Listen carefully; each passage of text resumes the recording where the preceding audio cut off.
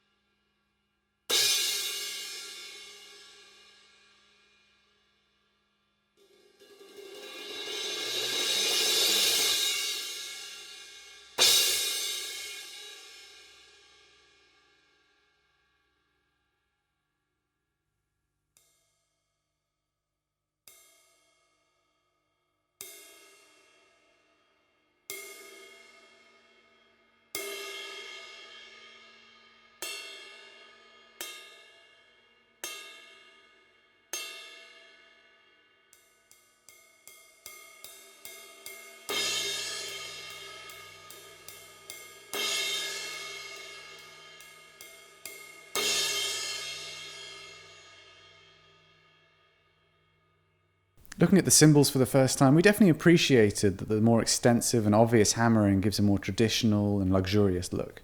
The new Sabian logo, which generated a huge amount of online discussion after it was unveiled at NAMM 2019, is placed solely on the underside of the cymbal, which certainly gives it a slightly more elegant and minimalist look, and also brings it in line visually with some of the other top-end models from Sabian like the HH, HHX and Artisan. Moving to the sonics, the hi-hats had a great closed sound, with the depth you'd expect from the thin construction, but also a crisp and contemporary articulation. We weren't quite as keen on how they sounded when played open, where there seemed to be a bit of a lack of cohesion between the low pitch and the bright and zingy overtones. They're quite a quiet pair of hi-hats, which could be a huge bonus in many situations, though if you're used to playing with heavy-duty ear protection, you might find yourself laying into them a bit more than usual to be able to extract the detail. Moving on, the crash was a big hit for us. It's got the kind of pitch that you'd expect to hear from a larger diameter crash, yet at the same time it's got the immediate response of a smaller one. And the tone is complex and bright, but it's not sharp. For a thin cymbal, it can take fairly heavy hitting without choking up too much, and at the other end of the scale it opens up really nicely even on soft hits. We could say you could class it as a fast crash, because it's got that quick response, and also the nicely controlled sustain that makes it ideal for accents. And for all these reasons, we can see it becoming a really popular choice amongst modern players in both a main or secondary position.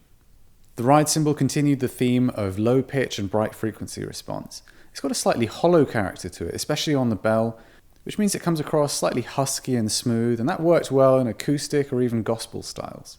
It's quite a specific sound though, and it's perhaps not the ideal rock ride, for example, with that low pitch and low volume, meaning it doesn't really cut through all that well despite its prominent bell. On the positive side, we really enjoyed how it sounded when crashed, with a tidy sustain that meant it didn't swamp up any playing on the bow that comes immediately afterwards. There's clearly a coherent vibe to these cymbals, and we're really pleased to see a new and interesting voice coming from the AAX range. It's a little bit tough to imagine what kind of players are going to go for these hats and ride over some of the other options in the range, but we'll be looking out to see what kind of musical context they crop up in.